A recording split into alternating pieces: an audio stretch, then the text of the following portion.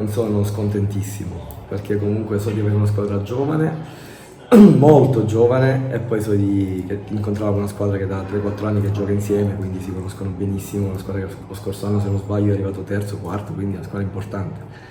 E sapevo delle difficoltà, ma a me non interessava capire il lavoro a che punto era, e ti dico che tante cose sono state carine, poi gli errori è normale che quello ti fanno perdere la partita, però mi va bene. Un po' tutti quelli che sono entrati hanno cercato di cambiare la partita e dobbiamo lavorare più sugli errori, perché alla fine se vai a controllare sono tutti errori singoli che ci hanno penalizzato, però mi va bene, hanno corso, hanno cercato di far vedere qualcosina di carino, ripeto, una squadra giovanissima, una primavera quasi,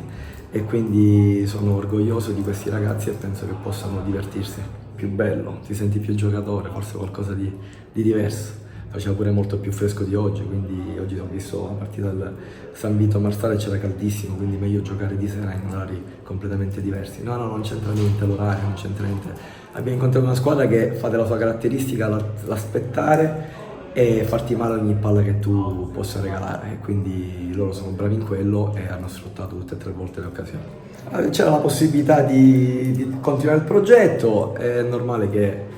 la categoria era importante, il presidente ha fatto questo regalo a tutta la cittadinanza e niente, continuiamo, cerchiamo di fare qualcosa di buono e poi vedremo i risultati. E si spera che il sindaco possa farci questo regalo. Qualche settimana fa, se non sbaglio, è venuto il presidente della Lega a parlare col sindaco, quindi si spera che a febbraio, gennaio-febbraio, di poter almeno fare il giro di ritorno in casa, quindi aspettiamo e poi vedremo. Le partite sono tutte singole, quindi può succedere di tutto, puoi prendere 5 gol, ne puoi fare 10, ne puoi fare 3, ne puoi prendere 8, quindi è una partita, sono tutte partite aperte. Ripeto, non sono scontento assolutamente, soprattutto nel secondo tempo, perché la squadra era molto meno timorosa, ha cercato realmente di riprendere la partita e quindi mi va benissimo, non posso dire niente a questi ragazzi che sono un mese che veramente si fanno,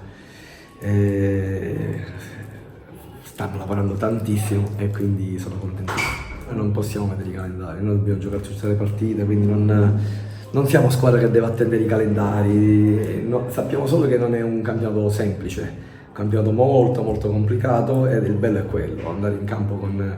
molti ragazzini è una sorpresa ogni partita, quindi può essere la scheggia impazzita, quello mi fa piacere.